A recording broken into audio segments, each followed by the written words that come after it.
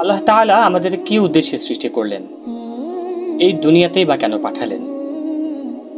আমাদেরকে সৃষ্টির উদ্দেশ্য ভুলে আমরা যাযাবরের মতো জীবনযাপন করছি। স্রষ্টা আমাদের সৃষ্টি করেছেন মূলত তার ইবাদতের জন্য, অথচ এই ইবাদত বাদে আমাদের দুনিয়াবী সকল কাজকর্মই সম্পাদন হচ্ছে সময় মতো এবং সুন্দরভাবে। শুধু আমাদের এই দুনিয়াবী কাজে সময় ব্যয় করার জন্য কি আমাদের সৃষ্টি করা হয়েছে? আমরা অনেকেই ইসলামের প্রতি আবেগপ্রবণ। যখন কাউকে বলা হয় নামাজ পড়তে হবে, তা না হলে বিরাট শাস্তি রয়েছে, তখন সে বলবে আসলেই তো নামাজ পড়া দরকার। পরক্ষণেই সে ভুলে যায় এবং নিজের মতো করে জীবনযাপন করে, আল্লাহর ইবাদত ছাড়াই।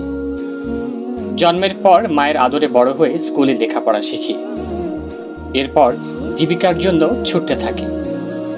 পরিশ্রম ও হতাশার মধ্য দিয়ে সময়টা কাটতে থাকে।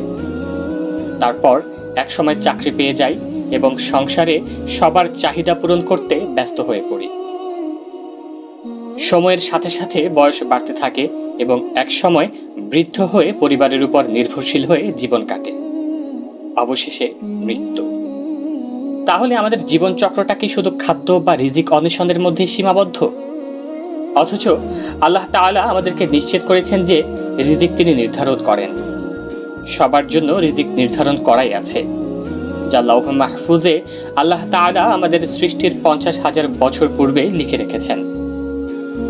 নির্ধারিত বিষয়ে যা পরিবর্তন হবে না তা নিয়ে আমরা দুশ্চিন্তা করি এবং প্রতিনিয়ত তা নিয়েই চেষ্টা করি।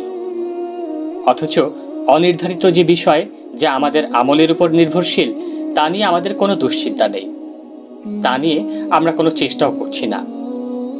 এই রিজিকের চিন্তায় বিভোর থেকেই আমাদের জন্ম মৃত্যুর আখ্যান শেষ হবে।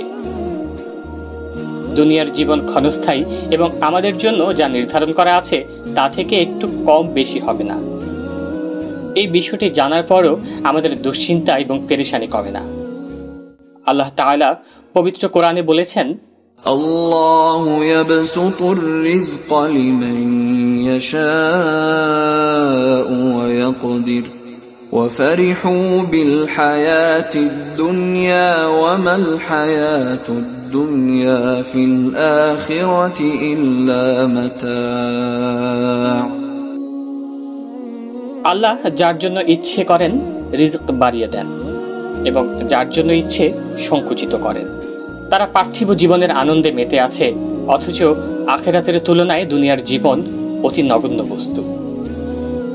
আখিরাতের চিরস্থায়ী জীবন ভালো বা মন্দ হওয়া নির্ভর করবে আমাদের আমলের উপর। কোনো জ্ঞানী বা বুঝমান ব্যক্তি বিষয়টি জানার পরে দুনিয়ার রিজিক নিয়ে সর্বদা চিন্তিত ও পেরেশান থাকার অবকাশ নেই। বেঁচে থাকার জন্য প্রয়োজনীয় জীবিকা অর্জনের চেষ্টা থাকবে, তবে তার মধ্যে নিজেকে হারিয়ে ফেলা যাবে না। যতটা দুনিয়ার জন্য পেরেশানি থাকবে, তার চেয়ে বেশি পেরেশানি থাকবে আখিরাত নিয়ে, চিরস্থায়ী জীবনের পাথেও নিজের আমল নিয়ে। এক আনসারী নবী সাল্লাল্লাহু আলাইহি ওয়াসাল্লামের নিকট এসে তাকে সালাম দিল। অতঃপর বলল, হে আল্লাহর রাসূল, মুমিনদের মধ্যে সর্বাপেক্ষা উত্তম কে? তিনি বলেন, স্বভাব চরিত্রে তাদের মধ্যে যে ব্যক্তি অধিক উত্তম। সে পুনরায় জিজ্ঞেস করল, মুমিনদের মধ্যে সর্বাপেক্ষা বুদ্ধিমান কে? তিনি বলেন, যারা মৃত্যুকে অধিক স্মরণ করে এবং মৃত্যু পরবর্তী জীবনের জন্য উত্তম রূপে প্রস্তুতি গ্রহণ করে, তারাই সর্বাধিক বুদ্ধিমান। আল্লাহ সুবহানাহু ওয়া তাআলা আমাদেরকে সঠিক বুঝ দান করুন। আমিন।